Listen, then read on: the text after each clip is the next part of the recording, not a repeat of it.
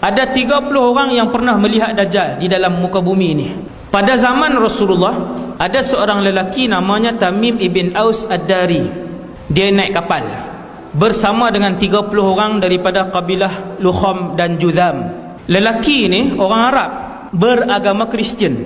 Kata Tamim, waktu kami sampai di tengah-tengah laut, kami dipukul oleh ombak yang kuat sehingga kami hilang arah tuju, sampai tak tahu pergi ke mana. Selama 30 hari, sebulan duduk di tengah lautan. Akhirnya kami sampai di sebuah pulau yang kami pun tak tahu pulau itu di mana. Kata Tamim yang cerita ni, dia pun bawa turun bot, perahu. Maka kami pun bergerak ke pulau tu untuk berehat, minum, cari air bersih dan sebagainya.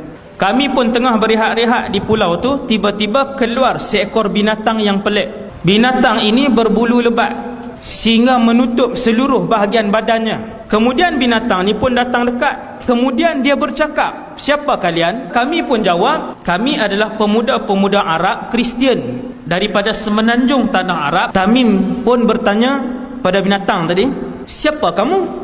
Binatang tu jawab, "Ana al-jassasah." 30 orang ni tanya, "Jassasah tu apa?"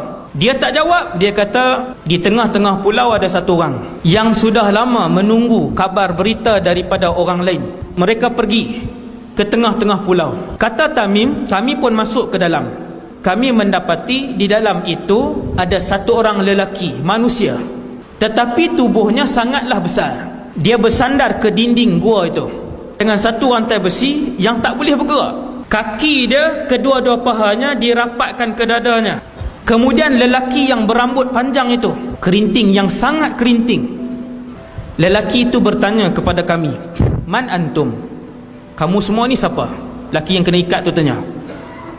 Kami Arab, agama Nasrani daripada semenanjung tanah Arab, naik kapal, panjang cerita. Kemudian kami pun tanya kepada lelaki tadi, "Siapa kamu?" Lelaki tadi dia tak jawab. Kemudian dia tanya beberapa soalan, 4 soalan. Lelaki ni tanya, "Kamu semua tahu tak tentang Tasik Tabariyah?" Yang ramai-ramai ni jawab, "Tahu." "Macam mana keadaan Tasik itu?" Mereka ni jawab, yang 30 orang ni jawab, "Oh, airnya masih banyak. Orang menggunakan air di Tasik itu." Lelaki ni kata, "Satu hari apabila kamu tengok Tasik itu hampir kekeringan, maka ketika itu aku akan keluar. Satu hari Tasik itu akan kekeringan." Dia tanya soalan yang kedua.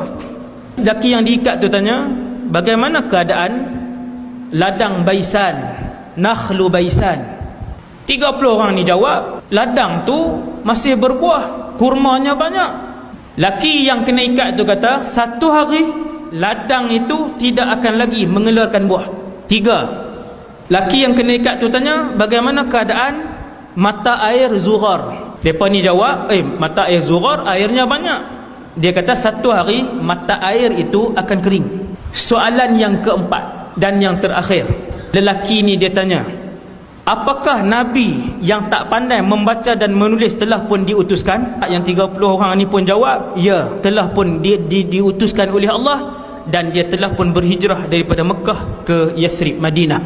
"Adakah dia berperang dan dia diperangi?" Pemuda-pemuda ni jawab, "Ya, Nabi itu diperangi." "Adakah dia menang?" Dia pun jawab, "Ya, setiap kali peperangan dia menang." Maka lelaki itu pun kata, "Alangkah beruntungnya siapa yang ikut Nabi. Sesungguhnya," kata lelaki tadi, "hanya kalian sahaja yang diizinkan oleh Allah untuk sampai ke pulau ini, dan aku yang diikat ini ialah Al-Masih Ad-Dajjal." Bila dia kata akulah Al-Masih Ad-Dajjal, dan sudah hampir masanya apabila tanda-tanda yang aku sebutkan tadi kering, maka aku akan dibebaskan oleh Allah Subhanahu Wa Taala.